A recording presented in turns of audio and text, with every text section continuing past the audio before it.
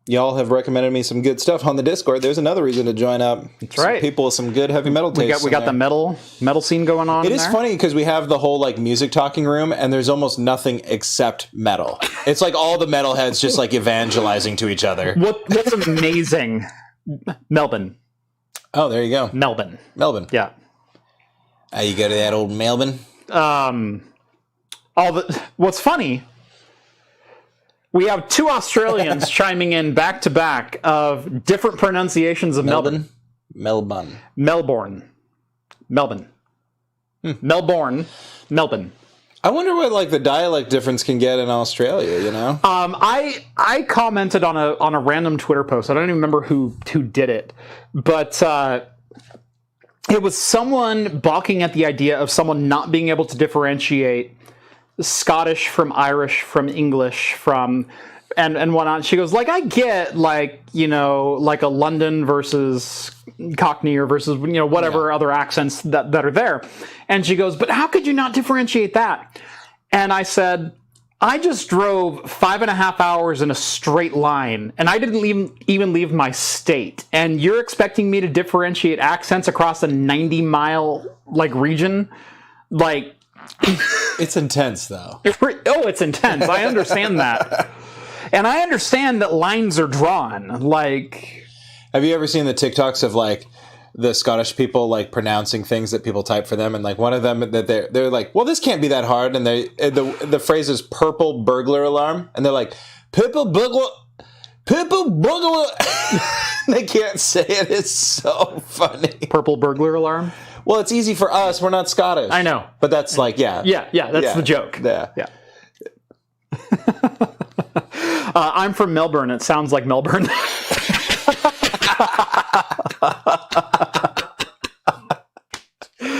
Cheers to that one. Mike sends over $20. Thank you, Mike. What do you think is a fair price for a disc shelf? They seem so expensive on eBay for what they are. You can get a full server for not much extra, it seems like. And is there a better place to get one? That is a fantastic question. Around like kitting out a home lab or upgrading your existing storage or whatever else.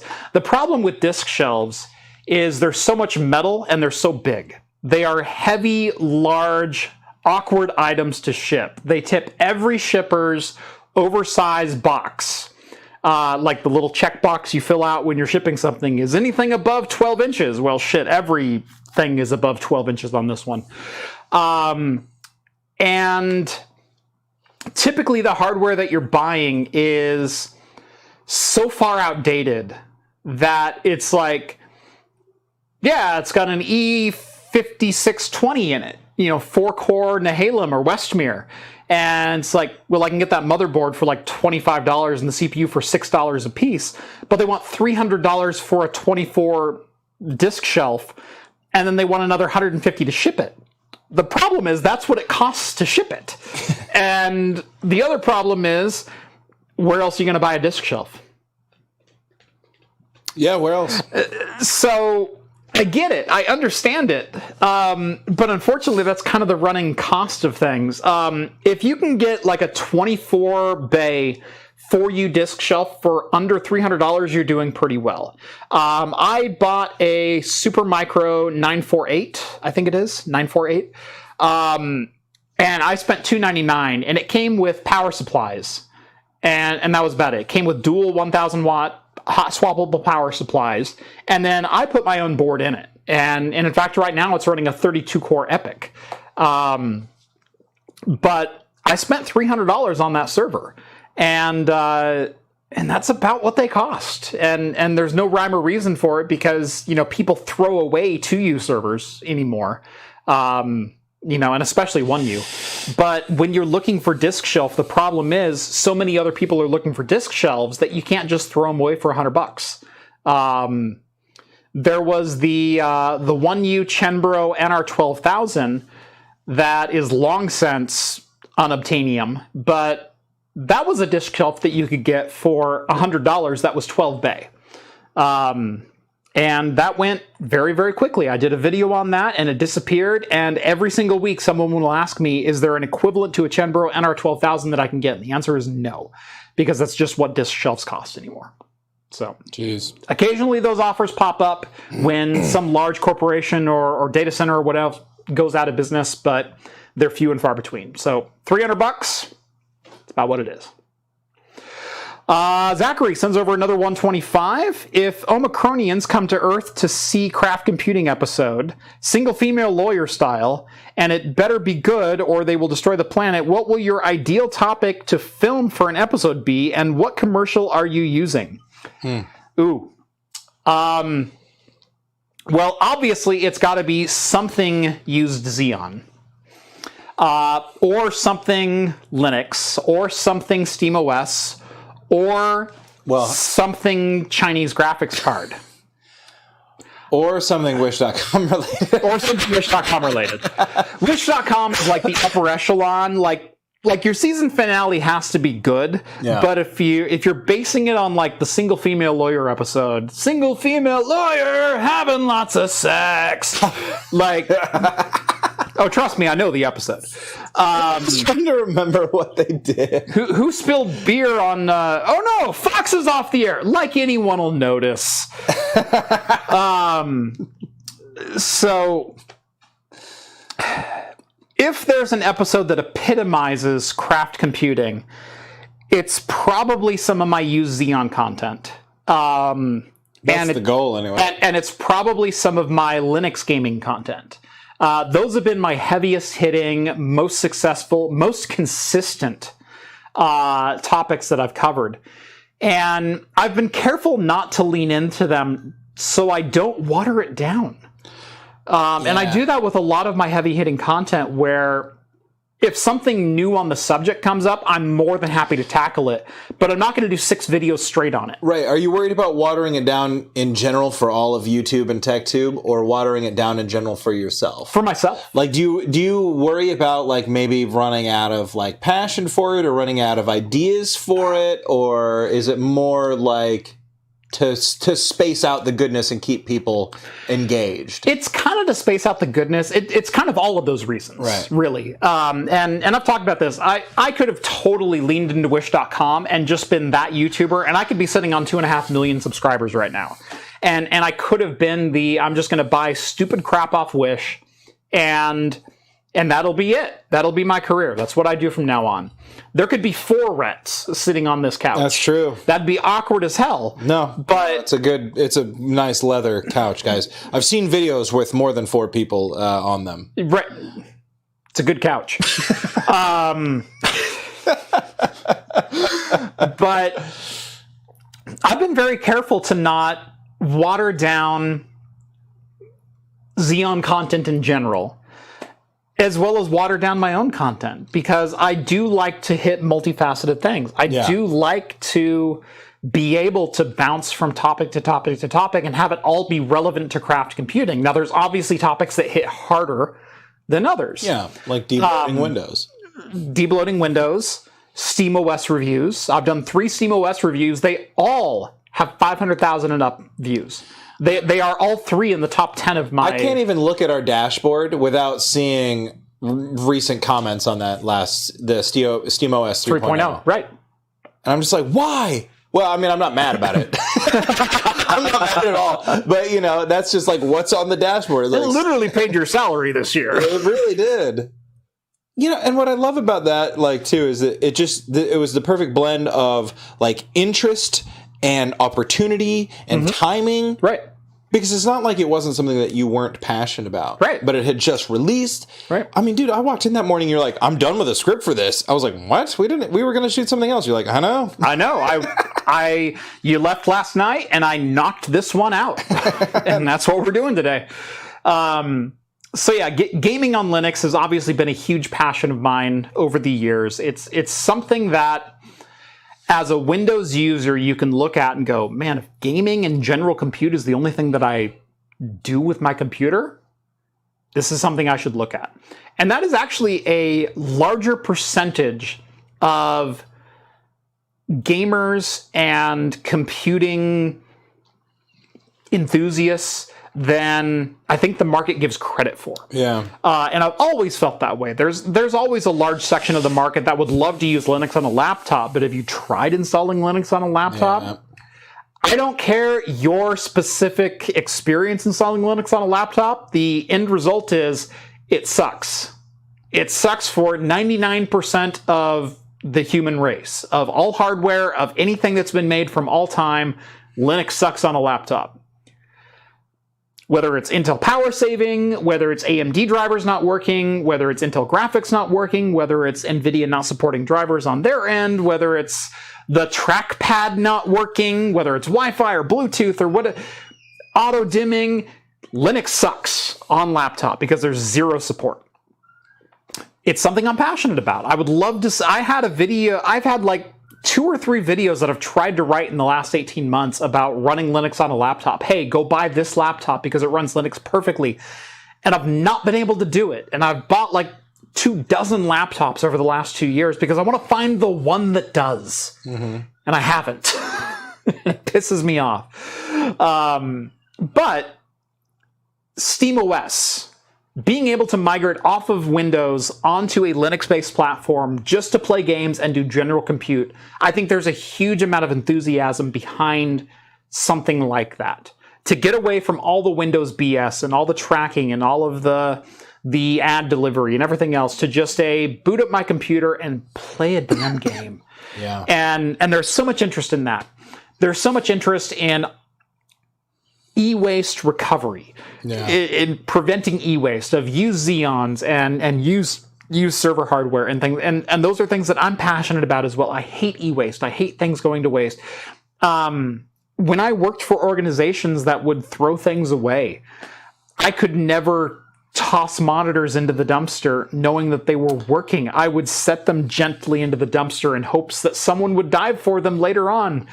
And it might have second life. I loaded them into my car. That's what I did. I know. I could still be prosecuted, so...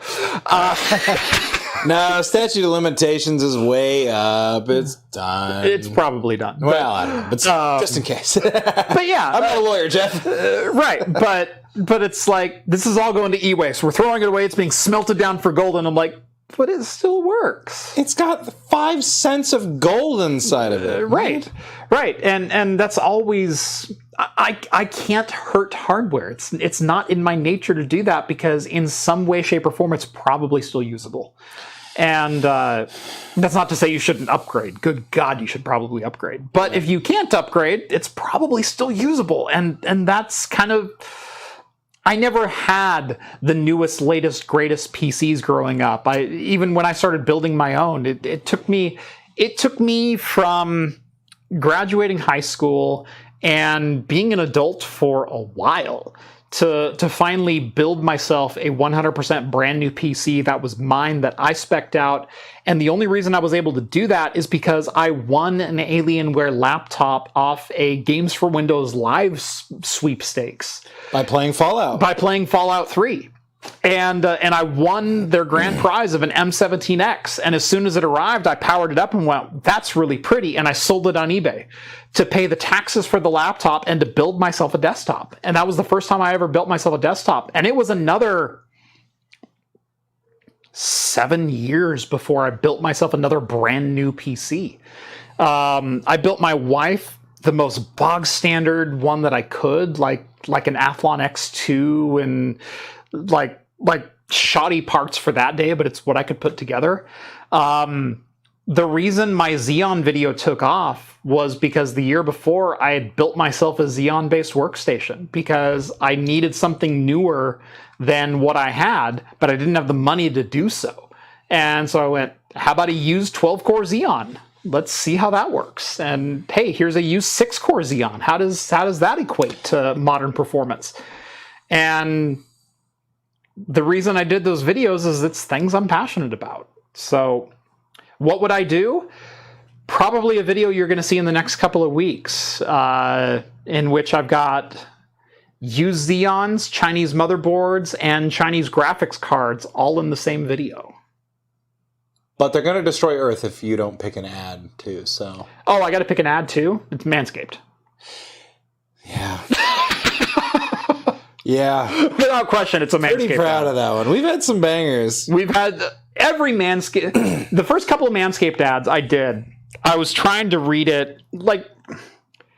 It's not the most comfortable content to talk about, and so how do you read it? Yeah. Like, you do a straight read and, like... The Lawnmower 4.0 has blah, blah, blah. It's got skin-safe technology to keep you from, digging into your groin. And, like, do you want to talk about that? I don't want to talk about that. And so... I don't mind. Make it funny. And I'll never forget, I was... this was 2 years ago, I think. I was watching a David Does Tech video, and he had a Manscaped ad. And... he had blurred out the entire scene at one point. He had a fairly humorous read to this point, but then it came to this, like, the penultimate, like, climax moment of this 30-second ad of lightsaber sounds and Chewbacca screaming in the background of him trying to tame his unkempt bush. And it was a fully blurred out image, and he's just, like, beating his sack with it. And I'm like... I can be funnier than that. I know I can. Like, that was a bomb ad. It was a banger of an ad. But I can do better. I can do better than David Does Tech. And so I did. And so we had the... gosh, what did we do from there? We've had so many good ones. Mm-hmm. But, so yeah, the first couple Manscaped ads I did were straight reads, and then I just kind of leaned into the content and whatnot. But yeah, it'd probably be Manscaped. The pork bun one was pretty great. Hey, bro. That was good. It was... How do you get a stoner IT manager video approved? Yeah. Yeah, we took a lot of risks on that one. With the 420 closing in on the big timer on the computer screen. I did not realize what time it was, my man. Yeah, I also liked the most latest Linode. The Star Trek Linode one is phenomenal. Yeah, we had a good time with that. I bought a smoke machine and a strobe light for crying out loud. Yeah. So, yeah. There's been some good ones. Let's see. Novella, will you be putting out any more Patreon member-only videos? Yes, I do have... It's always the goal. That's always the goal. It's kind of one of those things where if you're going to put out content, you put out content that pays the bills. And then once that content is done, you put out another one that pays the bills. And if you have extra time, you put out premium content. Yeah. And I've been meaning to do it for so long. I've had a couple of videos like planned. I was planning on filming one Christmas Day. And then we had this windstorm with 50-mile-an-hour wind gusts and everything else. And I was an absolute pile of goo due to a migraine. I couldn't have even turned my studio lights on if I wanted to. Like, I would have curled up in a ball and cried for the next 6 hours had I turned on my floodlight. And so I had fully planned to do a premium video, and it just didn't happen. But yes, I do have a couple that I have planned, partially scripted out, but those I like to do very unscripted, very, very casual. Loose, very casual. Candid. We'll kind of see what takes us from there. Let's see. Linux should work great on a framework laptop. Yes, I do know that. However, there's still limitations to it. And the problem is you have things like Intel power saving or, I don't know if Framework has any graphics switching. I don't think they do. I don't think they have any NVIDIA/Intel Optimus style things. But it should work great on a Framework laptop, Jeff. Should. Bro, if Linux isn't working for you, it's because you're not trying hard enough. It's because I'm not. I failed. Yeah, I failed. You call that a data center? Yes, I do. Every single Ubuntu install I've ever done on a MacBook works pretty flawlessly. Again, you're 95% of the way there. But your multi-touch doesn't work. Or your screen dimming doesn't work. Or your speakers don't work, or your headphone jack. There's always something. Multi-touch on a laptop. Nobody uses multi-touch on a laptop. I'm using it now. I know. I can't live without multi-touch on a laptop. Good Lord. I know. Right. What about System 76? If someone's going to get it right, it's probably going to be the developers of Pop! OS with the System 76 laptop. The problem is, and I'm not throwing System 76 under the bus necessarily, but System 76 laptops are just OEM rebrand laptops. They're nothing necessarily special. They didn't engineer that laptop in-house. They're buying a Gigabyte or an Asus laptop off the shelf and having it customized for them. Now, you can get a lot of things done that way, but it doesn't solve the inherent issue of Intel and NVIDIA and AMD and all of the different Synaptics and Logisys and whatnot not making dedicated drivers to work. So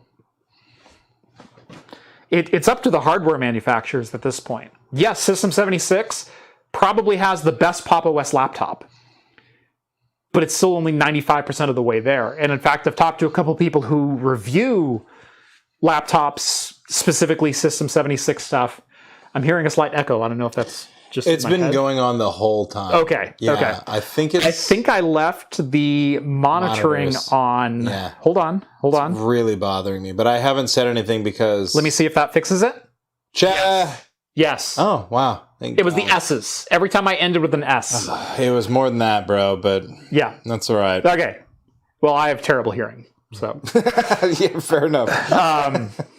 Anyway, I've talked to people about System 76 laptops. I'm not going to mention any names, but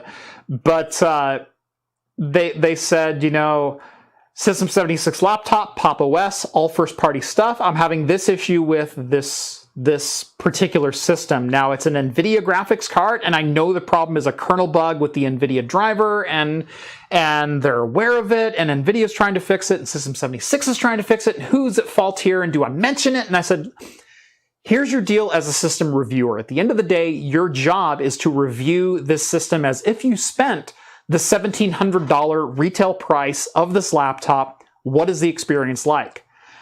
And me as a consumer, I don't give two flying whose problem it is, whose fault it is, why this thing doesn't work.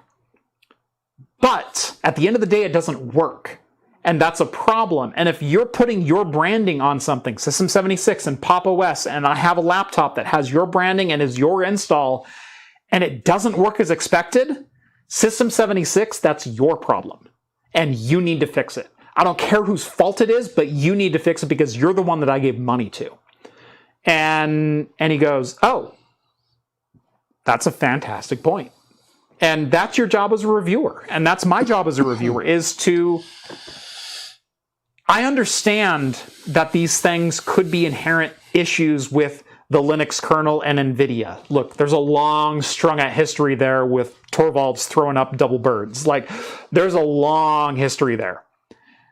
But if you are selling a retail product that is 100% first party with a developed in-house OS and you still can't get it working, it's still on you. Because you took my money for it. So there you go. Mm-hmm. So, if someone wants to get me a Linux laptop that works 100% perfectly out of the box, I am more than on board for that. Until then, I'll rock a MacBook. Yeah. Not me, though. Shut up, Mr. Chromebook. Not on a Chromebook. Isn't it Chrome? No. I could have swore yours was Chrome. I could have swore you had a Samsung Chromebook. No, it's a Galaxy Book. Look at the thinness on that. That's thinner than your MacBook, bro. What operating system is it running? Windows 10.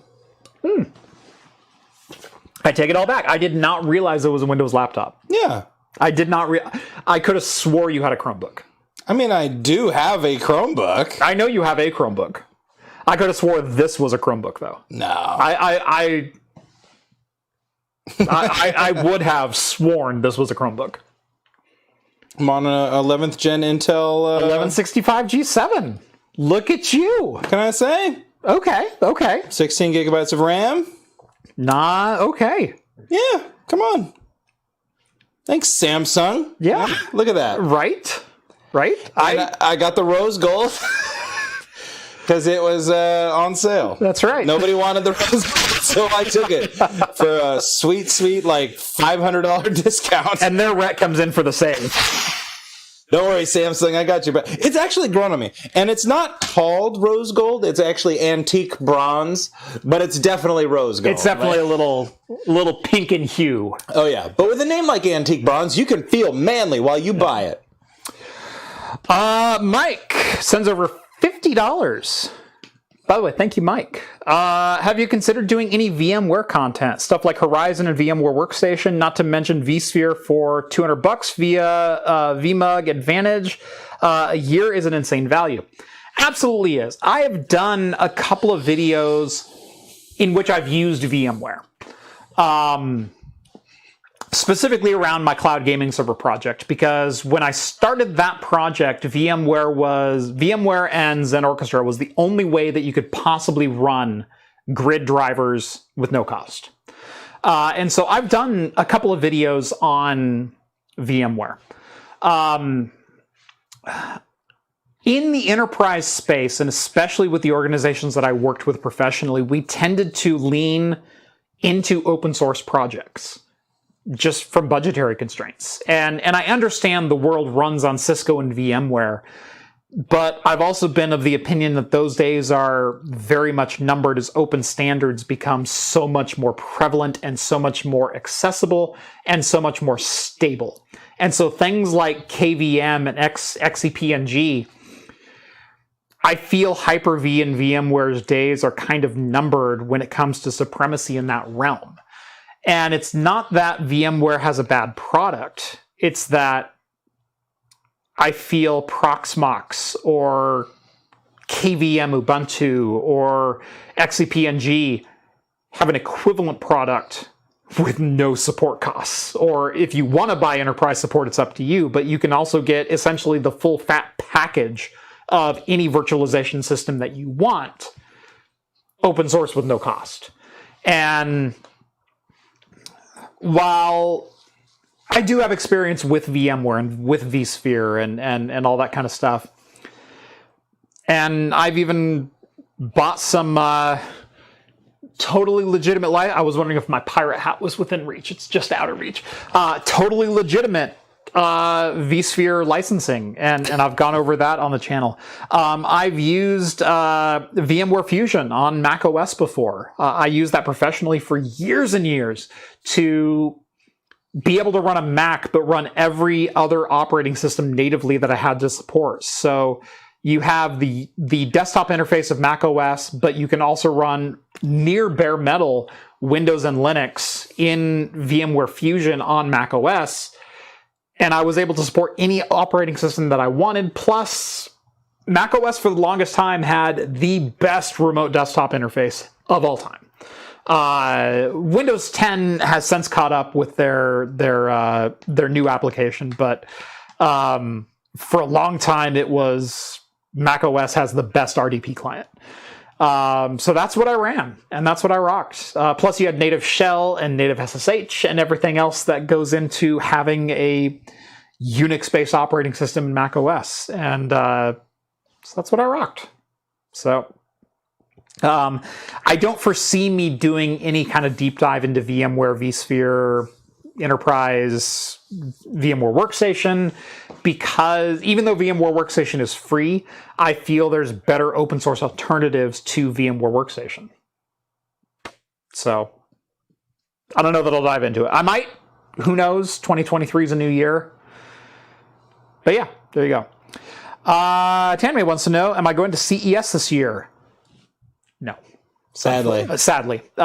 We made the call a couple of weeks ago that we just don't feel comfortable at this point in time traveling. There's still a pandemic.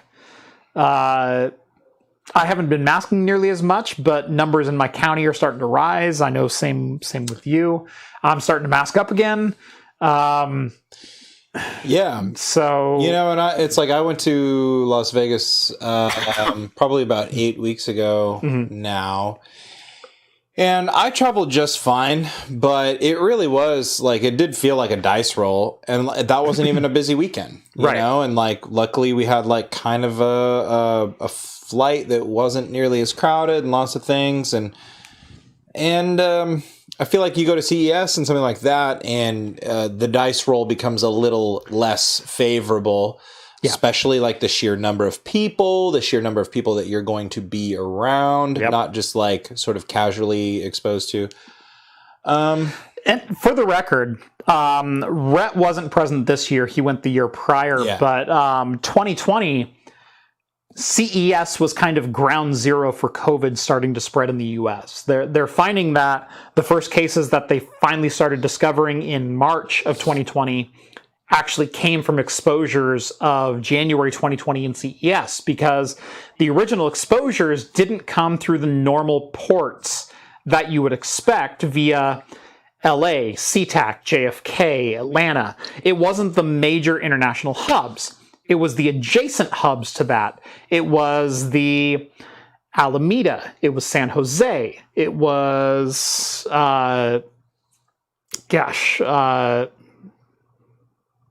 Anaheim. It was ports adjacent to those major hubs that started getting hit.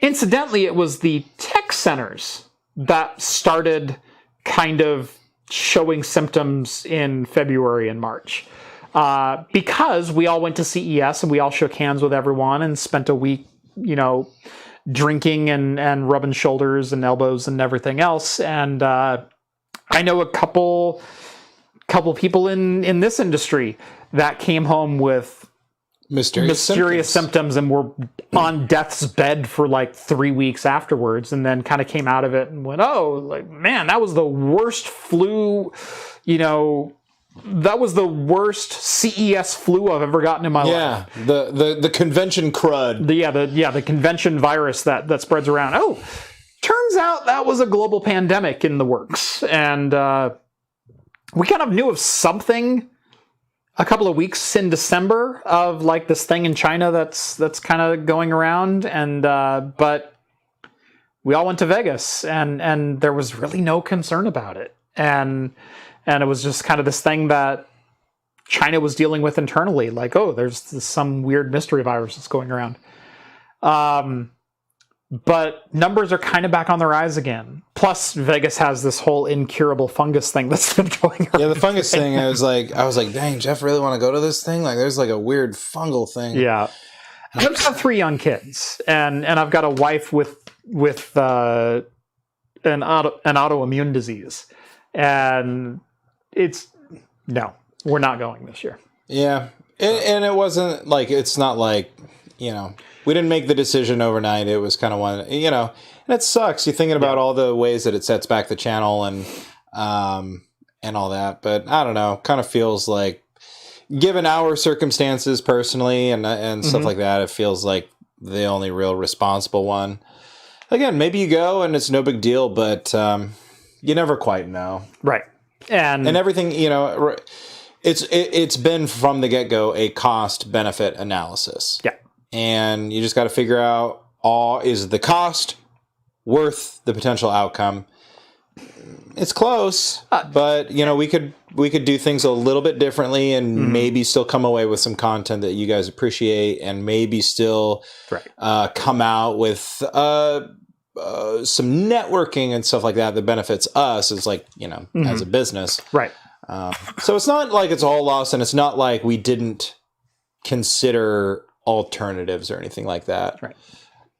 But end of the day, we still have families to think about, and the way things look right now, and I'm not going to get too insidery, but we do have some insider looks both in Oregon and nationally.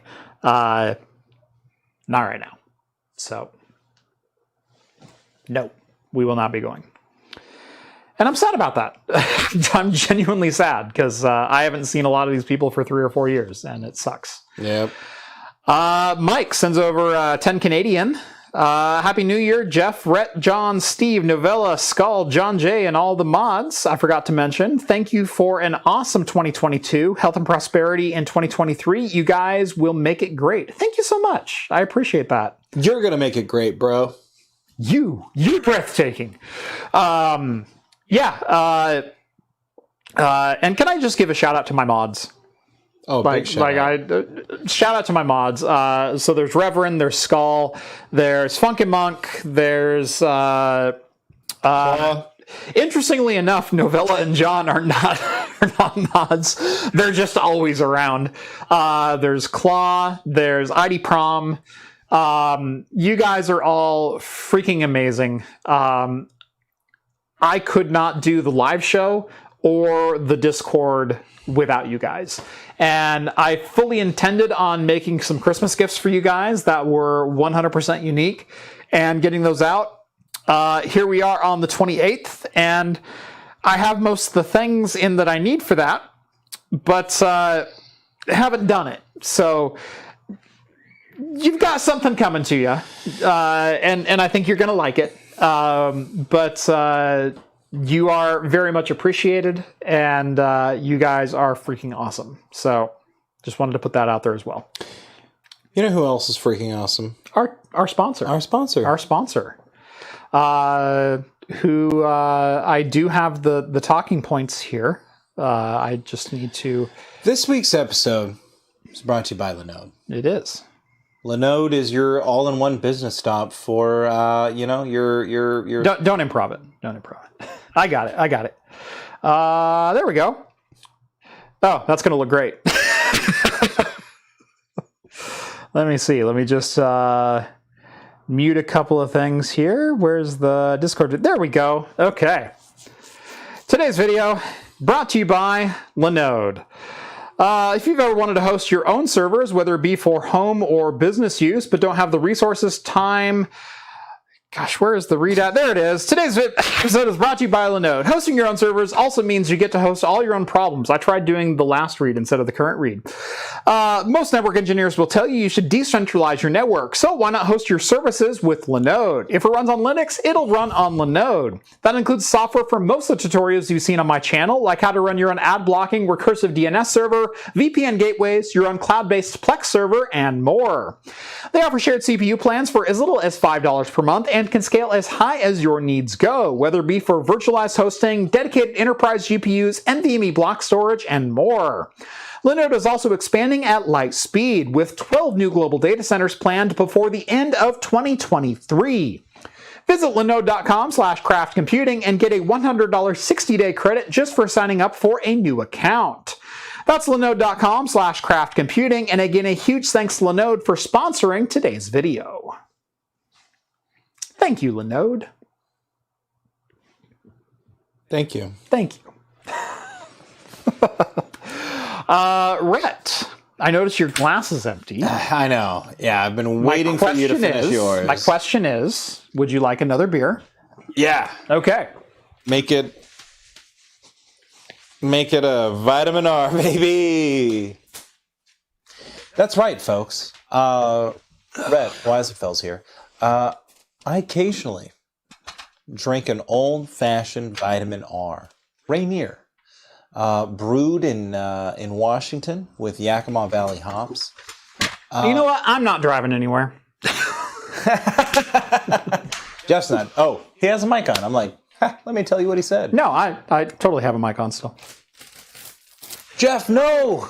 Turn off your microphone. You're in the bathroom. It's just locker room talk.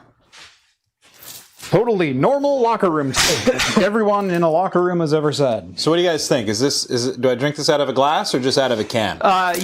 There's a right answer and a wrong answer. I am going to open a Dragon Milk Reserve. This is a rye barrel-aged stout with cinnamon, toasted chilies, and vanilla extract. 2022 edition, 11.8%. This is a Rainier served in a 16-ounce can. It does have the big red R, so you know it's authentic. Do you want to look at that, or? Oh, damn. Here. Let me help you out. Uh, What would you do? What would you do if I splashed some Rainier in there? it's not like I'm not going to drink it. Exactly. Got him. Guys, you heard him say it here first. It's not like you Please send your applications now into business@craftcomputing.net. We have some openings.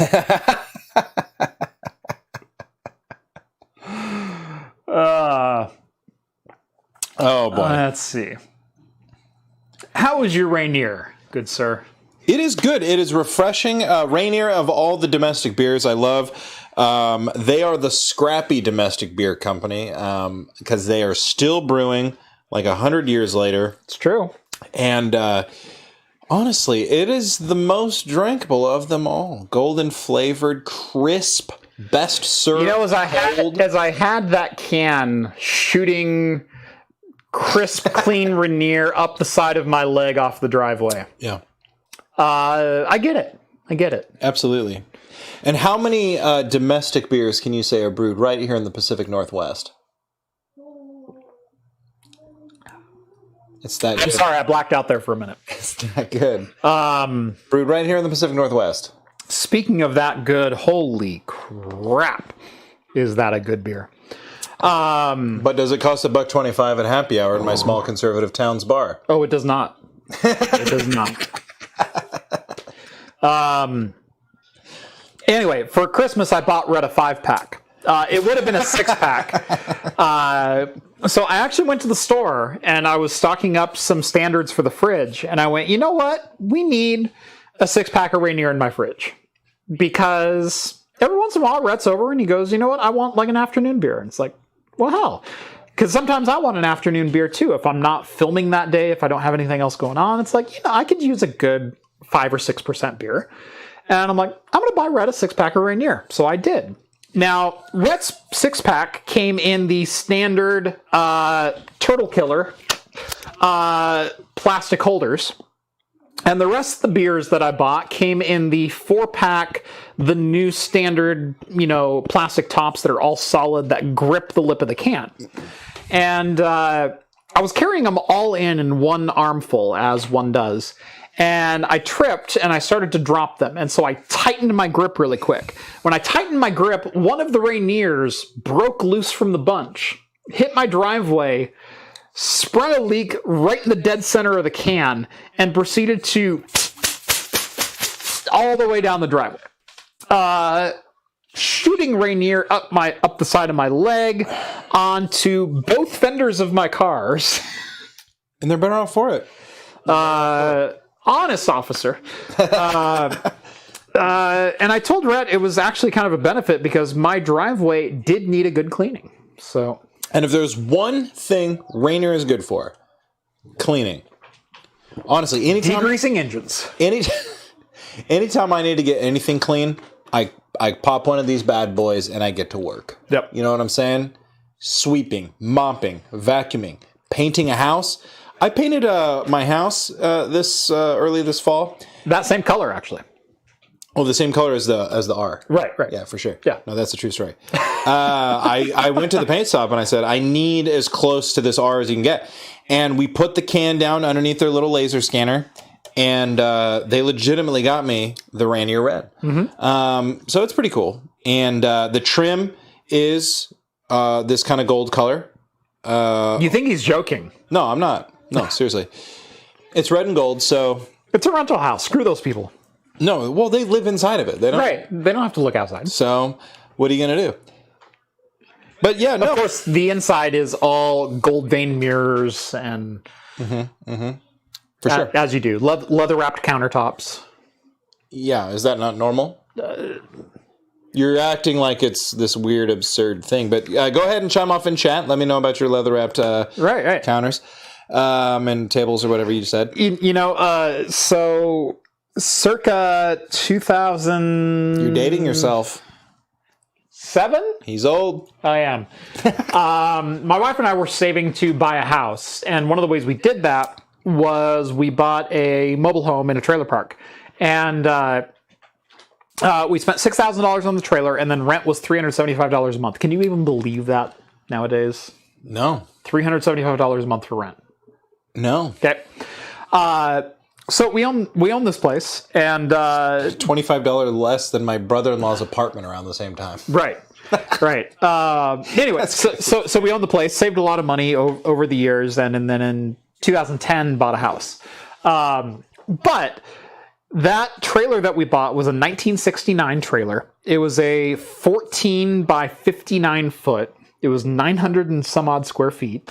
In the center of it, so it had like, you walk in and there's a living room, and then there's a kitchen / dining room, and it was actually kind of a slightly vaulted ceiling where it had like a peaked roof, and it had like these fake rafters in it, so it gave kind of like this like bigger than it actually is vibe. Then in the next room was this basically a cigar lounge, and it was amazing. It was it had bookshelves that were built into the wall, perfect for a couple of easy chairs to sit there, sitting on either side of this like tall, skinny window. That's a vibe. Opposite of that was a leather-wrapped bar with gold vein mirrors behind it, and a full shelf and a full wet bar. 1969. 1969. They just did things different that year. Isn't that a vibe? That is a total vibe. And so here we are, just me and my wife, years before we had kids. We had this actually fairly decently sized living room of like 14 by 19 feet or something like that. Decent sized kitchen for a single wide house. It was a 2-bedroom house with a single bath. But then in the center of this house, we had this little 10 by 14 foot wide cigar lounge. And it was amazing with a full wet bar. And that's where I learned to mix cocktails. Wow. That's something. I'm down for that. Zachary sends over another 125. My man, Mike D stole my idea for shouting out the amazing mods. So A5000 for a pickle beer. Was it worth it? Yes, but only because I didn't have to drink the entire pickle beer. Yeah, you should have made him drink the whole pickle beer. I drank it. It was a great pickle beer. Well, he faulted in the fact that he gave me the A5000 first. Well, there's this little thing called the honor system. Faults on us, Zachary, for sort of believing in the honor system. I drank the rest off camera. Yeah, he did, all right. I mean, in a way, he drank it because he paid me to drink it. Is that worse? It was consumed. That's almost worse in a way, isn't it? Right. Right, I'm going to pay you to eat and drink my pickle stuff. Yeah. It's like, oh. There was mustard on this sandwich, right? You don't like mustard, right? No. Not a mustard guy. No. Mushrooms. You're going to eat the mushrooms out of my food. Rett, you know as well as anyone, you cannot de-pickle a burger. That's got to be one of my favorite Talking Heads quotes when I was cutting clips. It's just like, once the pickle touches it, you can't unpickle the... So, I wish I could remember. It's somewhere in a clip. It's totally a Seinfeld like riff. Yes, you can so hear this conversation back and forth. Yeah. Just take the pickles off your burger. Once you pickle it, you can't... Once you pickle it, you can't unpickle the burger. You don't double dip a chip. It's the same conversation, and one of them is correct and the other is not. You have an immune system. You can totally double dip a chip. Like, I don't care. You cannot unpickle a burger, though. Right. No, you can, but you just chose not to. Here's what it is. See if it'll come. Oh, yeah. Once the pickles touched it, you can't untouch the burger. You can't untouch the pickle from the bun. The damage is done. The damage is done. That's what you said. Yes. The damage is done. That is totally a George Costanza line, dude. That's just... Once the pickle has touched the burger, you can't untouch the pickle. The damage is done. I love that. Just throw the burger away and end it. I've used to be so confounded by your distaste for pickles, but honestly, it's kind of endearing. It's a very endearing quality. Thank you. What's really funny is I've had so many great one-liners that have just come up throughout filming, and a good number of them have not made it to final because Rett just busts up laughing. And I can't say it seriously a second time through. There's been some gems in there. Yeah, back when I edited the videos remotely, sometimes Jeff would surprise me with something. And the thought that always goes through my brain, it's like, oh, dang, that's a good one. But then you always stop to like address it. You're like, what the hell does that mean? Like one of my favorites. It's not like it's not the epitome of it, but he's just like, he's doing something and he's taken apart and he goes, well, and because here at Craft Computing, we believe in using the whole buffalo. And he goes, whole buffalo? He's like, I've never said that a day in my life. And then he goes back and he like redoes the line and he goes, because here at Craft Computing, we don't let anything go to waste. Yeah. Right, like... Like, and I remember watching you say the whole buffalo, and I was like, "What a profound statement! That you, sir, have you nailed it." So now, if I make a profound statement, Rett, and I go, I don't know if I can say that again with a straight face. Rett will go, well, here at Craft Computing, we use the whole buffalo. Yeah, exactly. I guess I have to figure out a way to wedge that one back in. Yeah. That's got to be our slogan, Here at Craft Computing, we use the whole buffalo. That's got to be like a t-shirt design. I'm going to get on that tonight. If you can knock out a t-shirt out of that, I'll sell it. That's got to be one, right? And just have like a computer all disassembled with the parts splayed out, and it's like... But then like a buffalo hide and horns.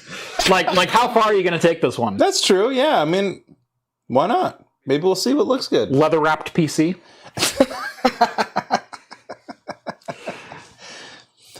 This PC's from 1969.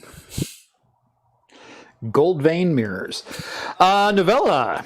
$2. Thank you so very much, sir. Are you ordering Domino's for the after party?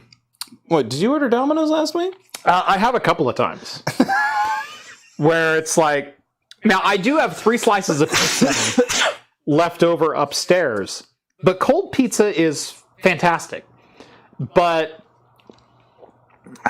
dare I say, a lot of cold pizza is actually better than hot pizza. Yeah. When it's fresh out of the oven. Yeah. Like... Oh, wow, what? Oh, like fresh out of the... Right. Like, no, yeah. Like, you make a Papa Murphy's, you take it out. I was like, bro. It's great pizza. Yeah. You then refrigerate it and eat it next morning. Oh, yeah. At, like, hangover pizza. Oh, yeah. And then for me, I'm like, you pull that son of a gun out of the fridge, and you just get your bottle of Tabasco ready to go. Right. You know what I'm saying? And, yeah, I'm big on this. I didn't even know this was a thing. My friend came and visited us from Germany, and she's like... Do you got any of that, like, tahini seasoning? I'm like, tahini? She's like, yeah, it's that, like, Mexican stuff. They make candy out of it. You might get, like, the dried, like, mangoes or something with this, like, lemon, lime, peppery seasoning on it. Didn't even know that this was a thing. She went and bought me a whole bottle. Oh, my God, I will put this on everything, man. Especially pizza. Even I'm kind of intrigued by this. You dump this on pizza? Ugh. Oh, my God. It's incredible. Yeah, I don't know if I'm saying it right, but it looks like it says tahini in the beautiful language of Spanish. Tajin. Mike Farino says, for $5, thank you very much. Not sure if you noticed, but I'm pretty sure your video completely wiped out the supply of Patriot SSDs. Yo, pour one out for the homies, you know what I'm saying? That's why they call us influencers. I hate that term because influencer to me means like... Chloe Card. It's kind of like... It means shill. It's a negative thing, right? It really is. I hate it when people use that. Like, we get emails and they're like, well, we're just doing an influencer campaign. And I'm like, then you told the wrong people. Right. Call Khloe Kardashian. We don't want to hear it. Right. You got a makeup campaign? Do I look like I need blush right now? But that could be a fun ad. Could be. Call us. Right. But yeah, if it's a pre-roll, I am not above shilling. Like, yeah. I will shave my balls for the right. No, and he really has. We couldn't use any of the footage because he got a little too close, if you know what I mean. Lots of blood everywhere. We're talking about... It was a mess. Reconstructive surgery. It was the emotional trauma alone. And I've been still trying to figure out if he paid me enough for that, but, you know, what are you going to do? He just had to edit it. He wasn't even in the damn room. Yeah, he got inventive with the camera angles, though. It felt like I was there. He was like, right, you're going to edit this with the Nreal airs on your face. Oh my God, it's like a 75-inch TV from 10 feet away.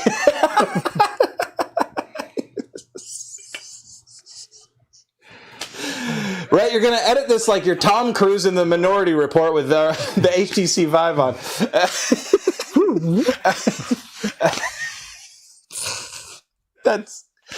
I'm laughing at that more than it really deserves, honestly.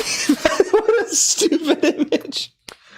There is... I'm trying to remember which comedian it was. Oh, God. There's a comedian on This Is Not Happening, Comedy Central, that talks about her boyfriend used to date a porn star who has a bunch of adult toys that were silicone cast after her likeness.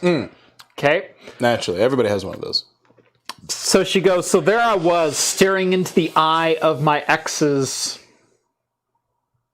Right, yeah. There you go.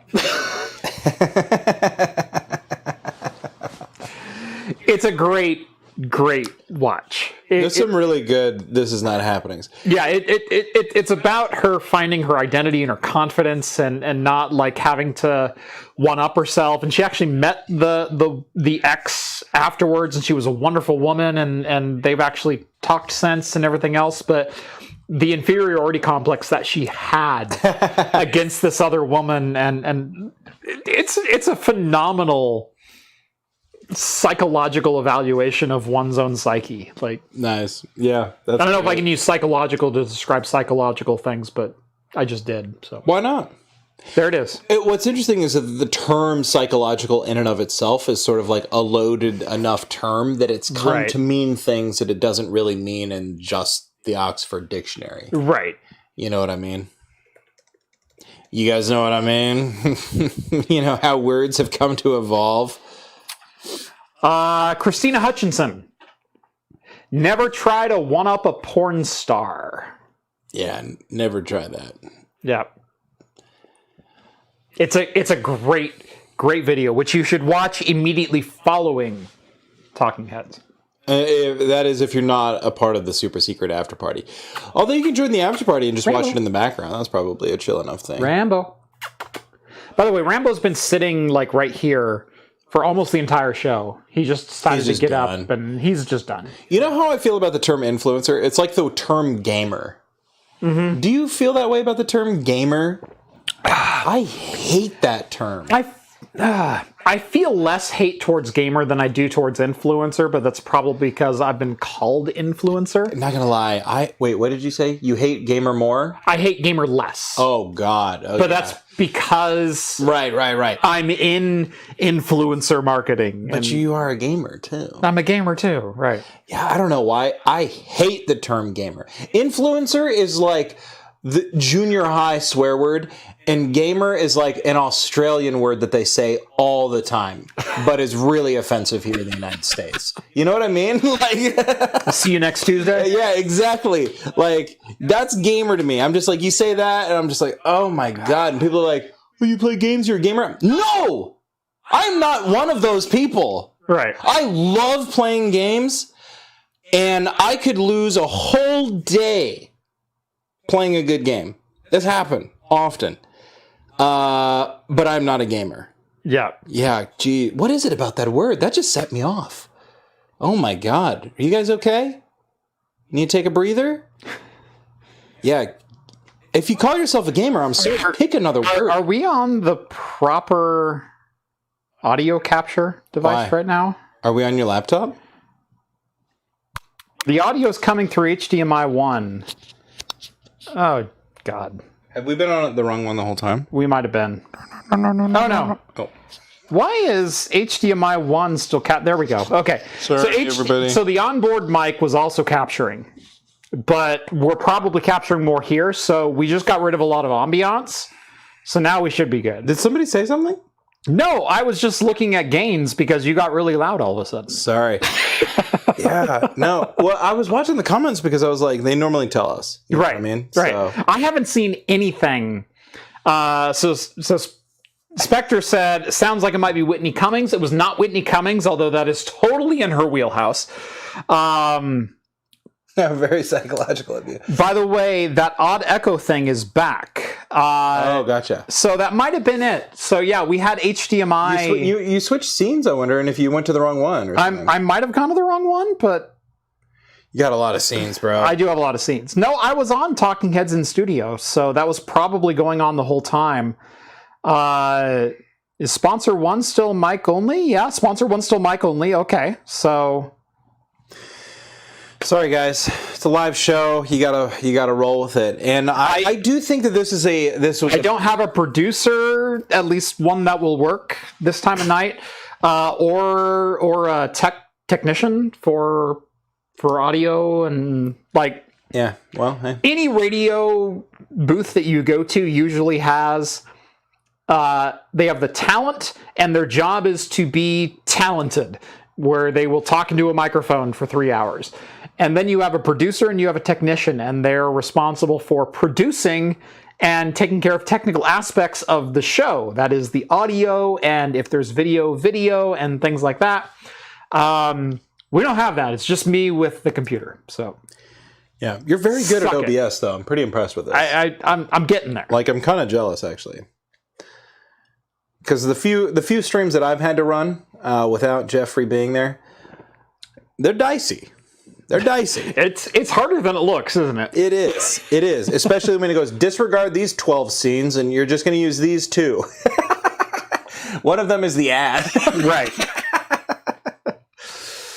Can you hit 1 and then 2? Can you?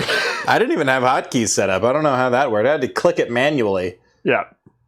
But, yeah, Rev says I'm getting a little defensive about the gamer thing. Which, like, yeah, probably. He probably is. Rev, you get it? Don't, you're in my corner, Rev. I know you are. Here's the deal. I get it. I get. See, he gets it. I get what you're saying. Absolutely. Everybody does. There's It's like a dirty word.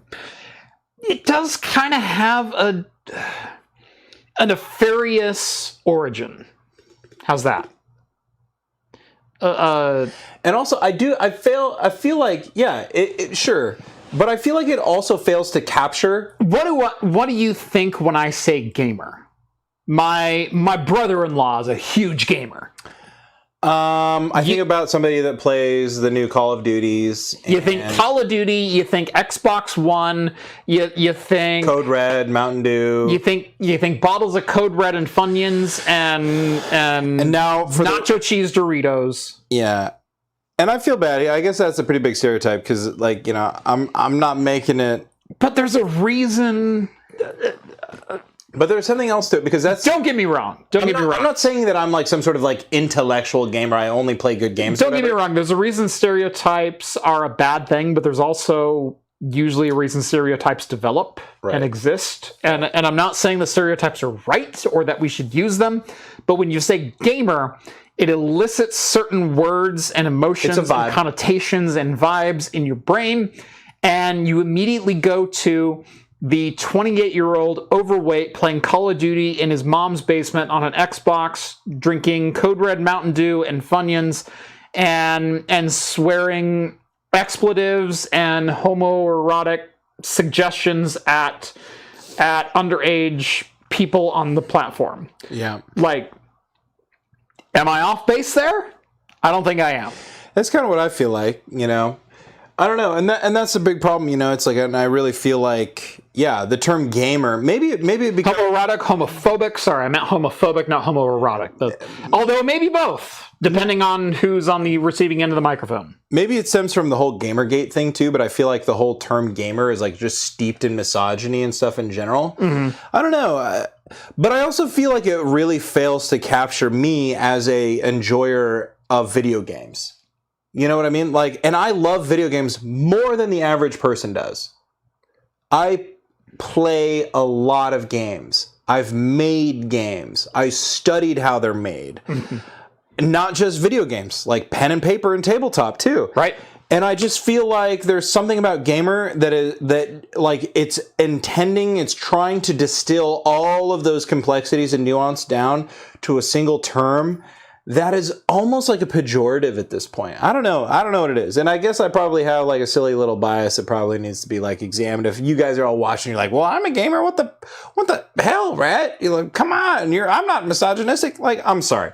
This is my personal feelings about a word that's kind of like loaded these days. But like, I don't know, man, you know? I don't know. So we do have a couple more comments. Mike sends over $10. Thank you very much, Mike. Very much appreciated. I'm not one, so I might be wrong, but influencer feels much more like a personal definition that can mean different things to different people, while gamer is a worthless term at this point. Gamer is kind of worthless. Like, and I guess that's the big thing. Hold on. Let's back it up slightly. To influencer. Okay. When someone says influencer, what they mean is shill. What they mean is heartless, soulless, non-creative, shill. You know what they mean is selling a product, regardless of what it is, for the sheer influence that mention can bring the product. Do you know what I hear when I hear influencer? Do you know who I am? Okay? I was going to put your coffee shop on the map. Okay? If you were going to give me a fat-free, no-foam latte, I could have talked about you on my Instagram. There would have been 300 people here tomorrow morning wanting to drink your coffee, but no, you put soy in my coffee. And that makes it sound like I'm talking about a woman. That's not necessarily the case. There are a lot of men that are like that too. Like when I was doing my game development podcast. Hey, if you let us say it this bread and breakfast, we'll give you fantastic. Yeah. When I was doing my game dev podcast, I had this like gigantic YouTuber reach out to me through his like PR guy about, hey, can you review my guy's game? And I was like, oh shoot, what's this? I thought maybe the guy made it or something like that. No, the guy is like a grown, like 27-year-old man who pretends to be a teenager in order to do children's stuff, and not in like an enduring children's educational way. Right. In a like, I want to sell you loot boxes. In a like, I could throw a football over those mountains. We would have won state if Coach put me in. No. Worse than that. Oh, we're going to level down? Level down from that. That guy just never grew up. This guy... We're going, I hacked my middle school computer to get passing grades? That's kind of impressive, though. Like, the guy from Napoleon Dynamite, that guy just never grew up past his pride. Like, this guy that I'm talking about on Pride of Salem, Oregon. Yeah, they are, dude. But the guy that I'm talking about, it's as though he grew up, but he's chosen, he is elected to present it's predatory. Yeah. Like, he's chosen to remain this way, not like the same way that Michael Jackson you know, there's a lot of, but you know what I mean? It's like that level of like marketing, of right. of this is a moneymaker, and if I could stay 16 forever, I can tell kids that I'm cool. You could do the same thing. You could have a gigantic swimming pool in your huge house in the middle surrounded by trees. And that's what this guy did. I would punt on rant alert, but I don't have a scene predefined with this game. No! I don't. I can't red alert it. I tried. Less impressive than you thought it was. I wasn't even done with it.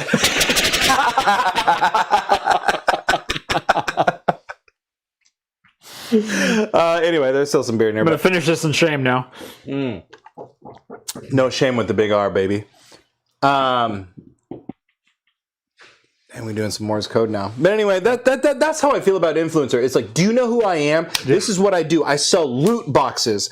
I sell this idea of like customers that aren't real. Like, I'm dropping a limited edition set of 100 NFTs. Oh my God, the term NFT is synonymous in my brain with influencer. For sure. I'm going to catch flack for this. Yeah, but you have a limited edition of NFTs. But I have a limited edition drop of NFT. No. NFTs aren't all bad. Don't say it. No. Keep it to yourself. No. Okay. I have a hot take. Okay. About influencers. About an influencer. A specific influencer? Khloe Kardashian. No. Wow, this is getting personal. It is getting personal. He might be watching. No, they're not. Okay. iJustine. I don't know who that is. Okay. Good, so you can shut up. Doubtful. Right. He doesn't know how. Was within the last 18 months to 2 years was pushing NFT and crypto and everything else on top of everything else that she does. And I don't take anything away from iJustine, the creator. But she did cross that line from creator to straight up give me money and I'll promote anything when it comes to crypto and NFT and everything else. Like she bought in hook, line, sinker, I'm in. And I went, shouldn't have done that. And it's not just that crypto and NFT are a giant Ponzi scheme. Yeah, it's not just that. It's not just that. It's that most people who were in the know knew it was a giant Ponzi scheme. That's how it works. That's how Ponzi schemes work. Right. There's got to be somebody in the know that knows that they... Right.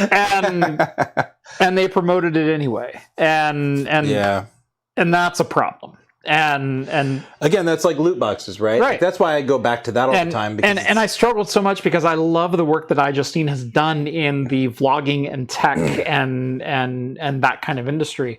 As far as she does phenomenal camera reviews, phenomenal reviews about Macs, about lifestyle, about all these different things, and she'll kick your ass with a lightsaber. Sure. Like I still watch her. Like she does great content. But pushing the NFTs was like, well, you begin to doubt their judgment a little bit. You really do. You know? And that to me is the difference between influencer and reviewer, between journalist and shill. I mean, and that's the truth. Think about the number of celebrities that you all know. If you're on Twitter, for example. Anyone buying to Sylvester Stallone's crypto after we... by the way, he was up on charges for embezzlement and wire fraud because of his crypto influence. Right, and that's a great example. Which we called out like 3.5 years ago.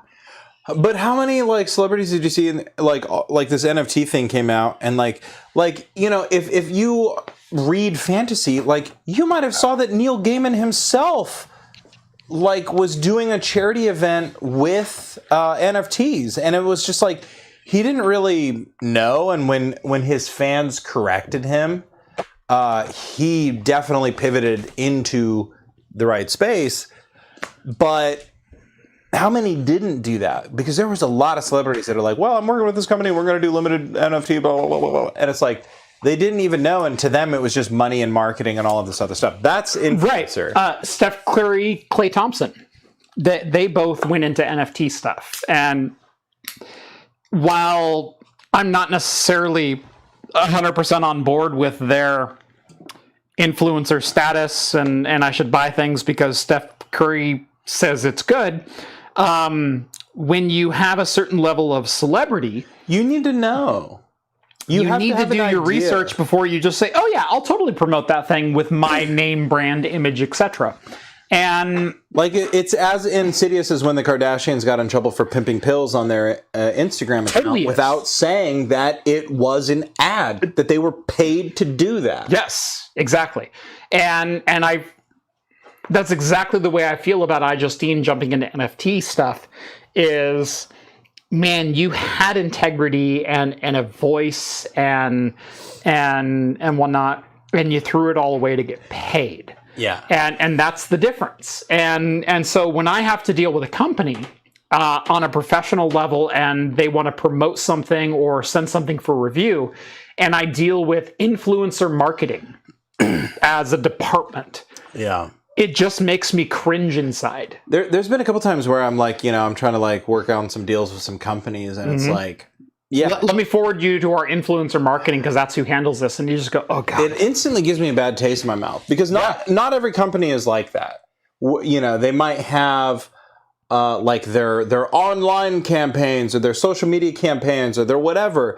They have a lot of terms that aren't just all-encompassing influencer. And I get that influencer really tries to be that. It's like gamer, right? It's this huge word that tries to encapsulate so many people of so many orientations, of so many ideologies, of so much different content. And it becomes worthless at that point. I don't feel like influencer is nearly as worthless. Gwyneth Paltrow, worst influencer ever. Oh, are you? Oh, for sure. Yeah. That whole goop thing, man. Like, come on. And that's the worst kind. Just like the jade stone for a while. This is going all the way back. The poorest of all stones. We're gonna go back a little bit to Mehmet Oz, right? Mehmet Oz, right? Part of what makes Mehmet Oz kind of suck so much, and I'm going to attempt to do this without a single swear word, is that the man is a legitimately gifted cardiac surgeon, right? Cardiac. He's a legitimately gifted surgeon. Yeah, he's a heart surgeon. The man who sold out everything to shill whatever company came his way. It's all snake oil. Yep. It is all snake oil. Yep. And it is not only, it's not just, ooh, here's a little harmless thing.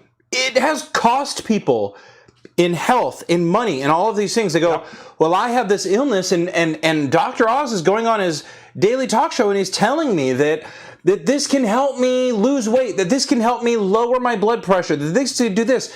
He is one of the world's most gifted cardiac surgeons. Nobody can take that away from him. And he is telling me to buy this product. And so I might spend more money than I should on literal snake oil. And it does nothing. He is the definition of a snake oil salesman. He really is. And that comes down to influencers. And influencers are the definition of what snake oil salesmen used to be. And that's why I cringed at iJustine with her things. That's why I cringe at Steph Curry getting into crypto and all the crypto ads that hit us during the Super Bowl this last year. Of Crypto.com and Tom Brady and everyone else getting into like, you know, when I do my crypto, I do it with this website, blah, blah, blah, blah, blah. It's like, it's an unregulated currency. And then we end up with... You know what sets us apart from other banks? Other banks are banks. And what's funny is it all comes down to like... I assume you have collateral. What it all comes down to when these houses of cards collapse is that like everybody goes, I thought there was some level of regulation, or I thought there was some oversight or something, you know, and it's just like, nope. And that's the part they take you on this wild ride. It's I don't know, man. I heard it said once that like Dr. Oz did this like one specific like life-saving surgery 200 times a year before he got his own show. Yeah. And every year since... And it was on the Oprah bandwagon that he went like, you know, I'll promote books and I'll do this kind of thing and I'll gladly take that kind of thing. Yeah. And so Oz started getting these promotion deals on Oprah and coming on to book signings and everything else. And then all of a sudden he got his own show on Oprah's coattails. Yeah. And if you're listening, and if you're watching, at the end of the day, Oprah unleashed Oz unto us. And if you're, yeah, exactly, and that's how I feel. That's a perfect summation of Oprah. But if you're over there like, well, Oprah, you know, she's a billionaire that's on our side. She's a philanthropist. She does this. She gives people cars. Well, then just Google John of God. John of God was a person whom Oprah set forth on the world as well. And Can I just say, for all those who think Oprah is good for the world, or Oz is good for the world, or Elon Musk is good for the world, okay? Elon Musk recently... Here we go. Recently... You going to shut us down? I am. I'm going to shut us down completely. Like, this is the last show Craft Computing will ever air. Elon Musk recently was on The Chappelle Show. Okay? Okay. Dave Chappelle brought Elon Musk on stage at the Chappelle Show. 18,000 people in Los Angeles Coliseum watching Dave Chappelle do stand-up. And he brought Elon Musk on stage because he was in the crowd. And Elon Musk not only couldn't form a coherent sentence during the entire time, but just... I don't even want to talk about the actual appearance of him. What I want to talk about is, for the people who say Elon Musk has done good in the world... Oh, yeah. For the amount of money that Elon Musk spent on Twitter, and this is my own math, Elon Musk could have given every single man, woman, child in that stadium $2.3 million. Nice. Yeah. Every single one. That would have been... Just for the purchase price of Twitter. Not his net worth, not his annual earnings, not anything else. Just the cash he spent purchasing Twitter. He could have given every man, woman, child $2.3 million. That is enough money for any citizen worldwide to live the rest of their days with. If they never earned another red cent, they are set for life. I don't care about inflation. I don't care about anything else. I'm just saying, if you can purchase a house and you can live in that house and you can buy food and cars and gas and maintenance and wait staff and everything else that you need to live a fairly extravagant life, $2.3 million will get you really damn far. There you go. $2.3 million per each of those 18,000 people just for the money you spent on Twitter. But did you do the math on the overall harm that Twitter is doing to humanity? Because so far, he's tanking it. He's tanking it. So does that offset? Right? You know, at the beginning of the show, I said I wanted to stop talking about Twitter, Tesla, Elon Musk, etc., and here we are. Here's a question I pose to the audience. Yes. As a discerning investor, right? With Tesla going down, do I buy the dip? Do I buy the dip? I don't think the dip is happening. Dude, it's like valued at like $112 per stock. It was at $3.99 on January 1st, and it's at $112 now. I don't think the dip has happened yet. Oh, you don't think it's happened yet? So I just hold on. I wait. Oh. I think like 65 is when you buy.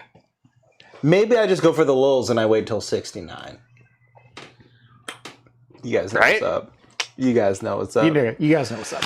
So that's how we feel about influencers and games. NetGuy sends over $50. Thanks, NetGuy. Certified Amazon shill, NetGuy. Absolutely.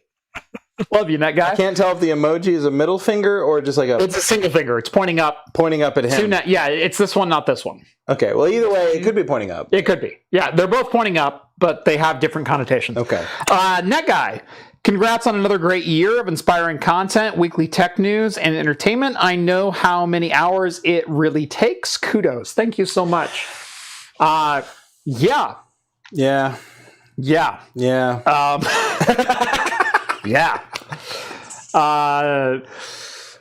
So 2020, I quit my job going, and by the way, in 2020, I was working somewhere between 40 and 60 hours per week and still producing 2 videos every single week and editing every single video myself and posting it and doing all the social media and everything else.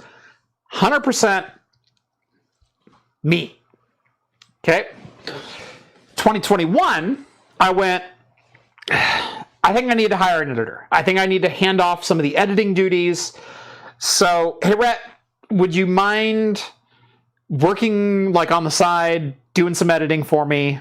Like I know you have an LLC. I can pay your LLC. We'll make that work, and you can edit some videos. And he went, yeah, that's totally cool. No, cool. So we're already on board. I'm an established business. He's an established LLC. Everything works. We're Gucci. So I handed him some of the video editing stuff. And in February of 2022, I went, hey, can you come on full time and not only do the video editing, but also handle a lot of the day-to-day operations? And so a lot of the email contacts, a lot of the Hey, I need these parts ordered. Hey, I need this. I need that. I need all these different things.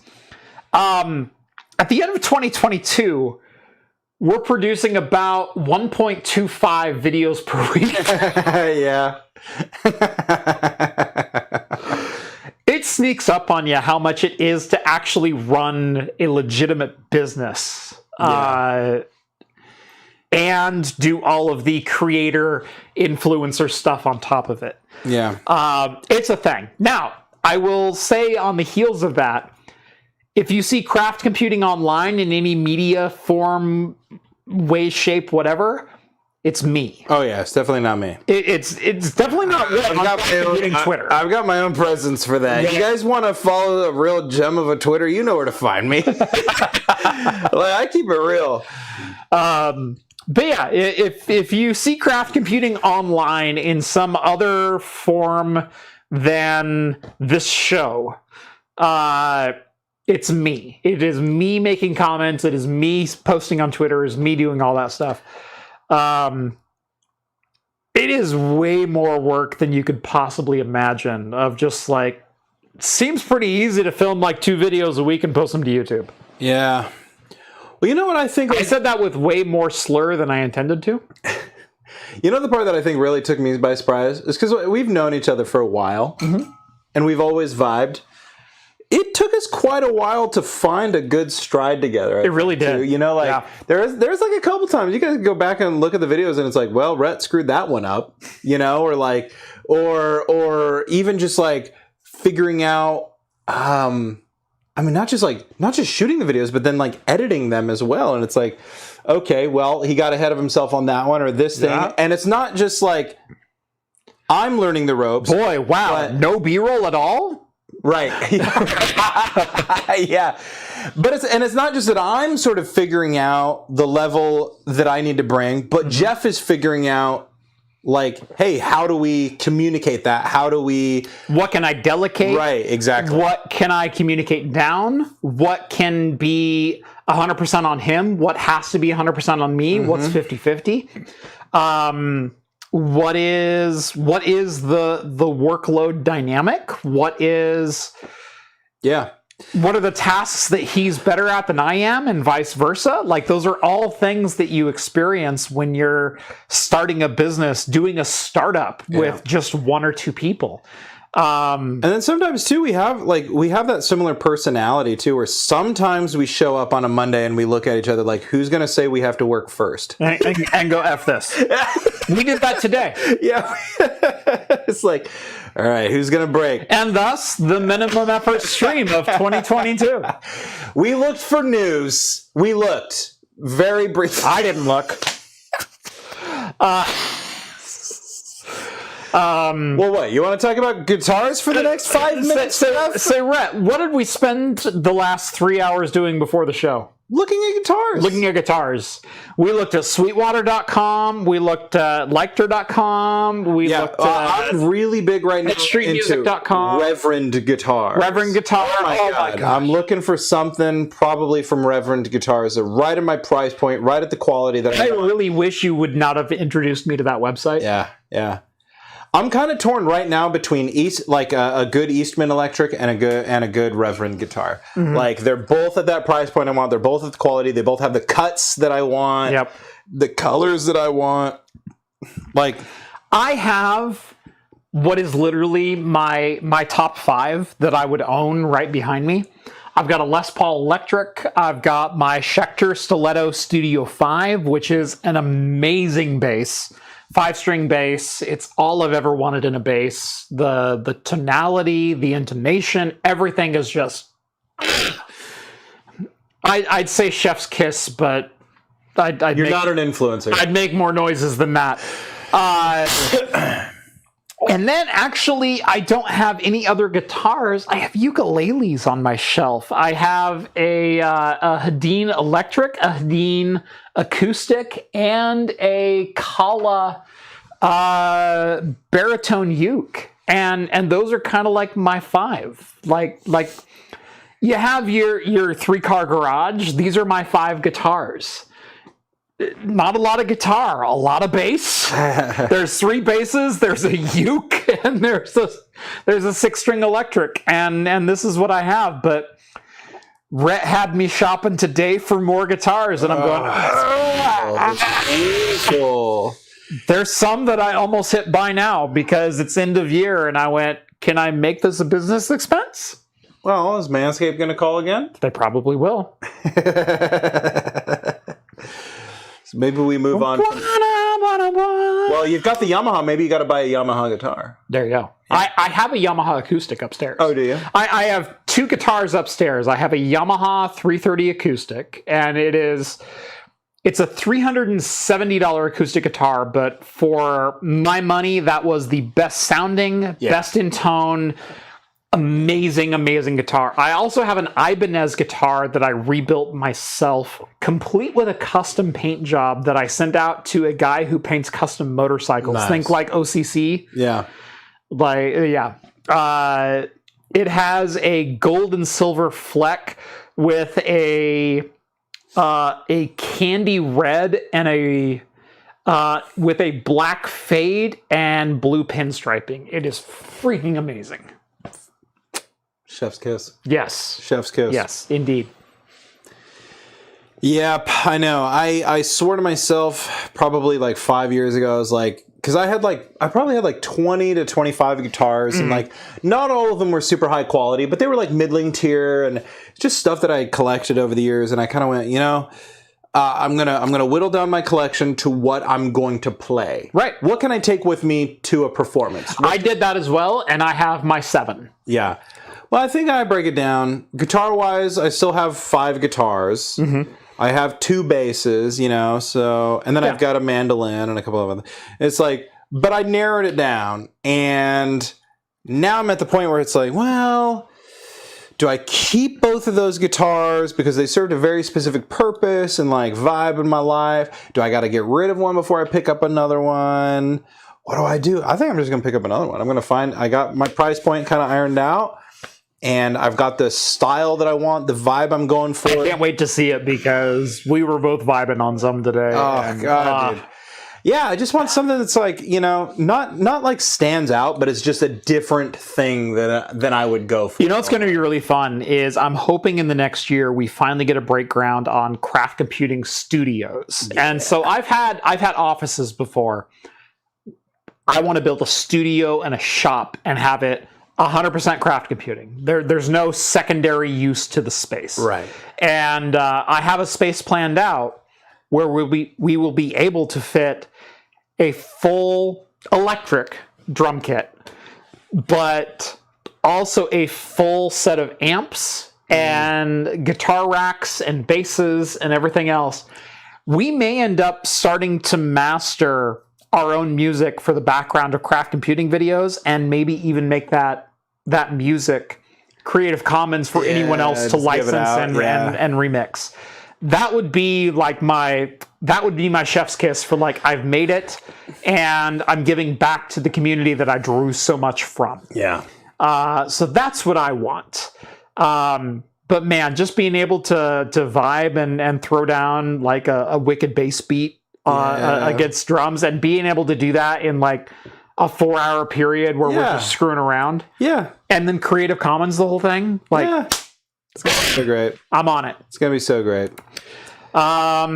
We do have a couple more super chats. Mike sends over another $2. FTX with all the celebrities. Yeah, you harken back to the Super Bowl, and I believe FTX even had some mentions at the 2022 Super Bowl. That blew up. Right. Blew up. How'd that work out for you, Tom Brady?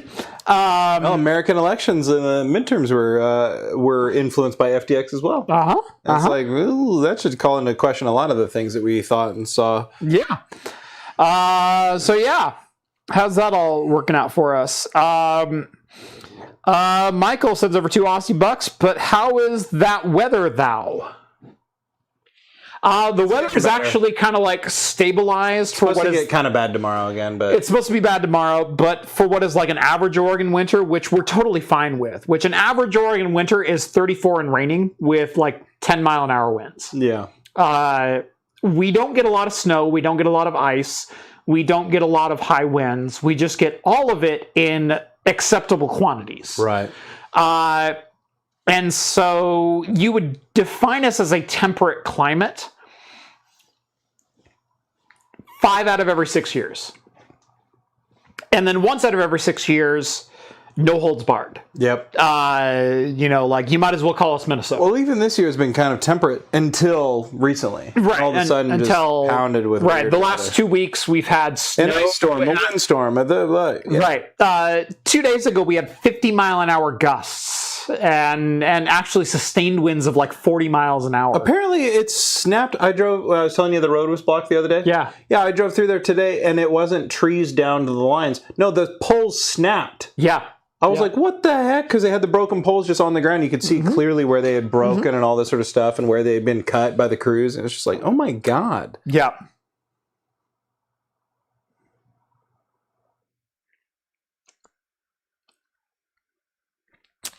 Mike, I see your super chat. I accept your opinion. I'm just going to read it. My stance on Musk is he has done things that have progressed the world quite a lot, but not because it was some altruistic person, but because they were a smart business decision. Yes and no, and also yes and also no. Like their Twitter accounts for a lot. Like, yeah. How much is your Twitter account worth? There's so much right and there's also so much wrong in that statement, but I also don't discredit that statement, if that makes a lot of sense. Because I love that I saw somebody on Twitter the other day. They were like, I saw that he was talking about electric cars, and everybody said, man, I saw that one. This is great. I saw he was talking about rockets, and man, everybody said he was doing great. That was a reply to me. Was it? That was a direct reply to me. Oh, I had no idea. Yes, it was. And then the guy was like, and then I saw he was talking about code, and I know a lot about code, and he's got none of it right, and it's cast everything that he's ever said into question. He said this about electric cars, and I knew nothing about electric cars, so I believed him, and he seemed like a genius, and I bought in, and the Teslas seemed amazing. Yeah. And then he started talking about rockets and space exploration, and I know nothing about rockets or space exploration, and he seemed like a genius. And so I bought in, and wow, we've been able to land rockets vertically, and the amount of payloads that we've been able to send up, and what we've gotten down based on prior missions and exploration. Man, it's just unfoundedly good. But then he started talking about Twitter and server infrastructure and code. And I know a lot about server infrastructure and software and code, and the guy is a complete fucking dumbass. Which makes me call into question everything he's ever said since. Boom. So there you go. I don't know. It's possible for idiots and bad people to like marginally good things. I will say I was kind of on board when it was just Tesla. When it was also SpaceX, I went, we're furthering things. Hey, NASA's on board. Like I'm on board. He showed his true colors with that whole Thai cave diver thing. Totally. And he's like calling the guy a pedo, and I was just like, dude, what on earth? That's exactly when I went. Just projection all the way down, dude. Wait till those like freaking Epstein pictures and things come out. Like, I don't know, no different than any other billionaire. Why do you think Bill Gates got a divorce? Like, I don't know, acting like it's not a thing. Everybody thinks the sun shines out of his butt, but if in your prenup you have a 1 week, no callsies, that's a thing. Thing I should have gotten. Yeah, no, I fully hear everything that you're saying there. All right. It is 7 past the hour. Do we have anything for the good of the order before we... Nothing from me. Nothing from you? Keep an eye out for our next videos. Anything to show? Any? I know game devs, but you've got D&D stuff. You've got... What else you got going on? Yeah, check out our Dungeons & Dragons podcast over at dndpodcast.org. You can find my game dev podcast and other activities over at gamedevsquest.com. And if you want to see what else I'm working on, you can kind of follow my general shenanigans at rettisawesome.com. Work in progress. Don't judge me too harshly.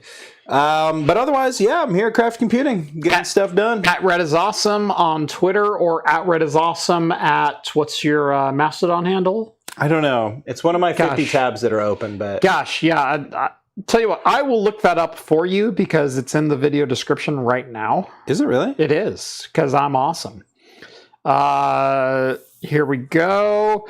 Rett is Awesome at mastodon.online. The basic one. The basic one, yeah. You've got mastodon.social and mastodon.online. He got on the online. I am at Craft Computing at hostux.social, hostux.social.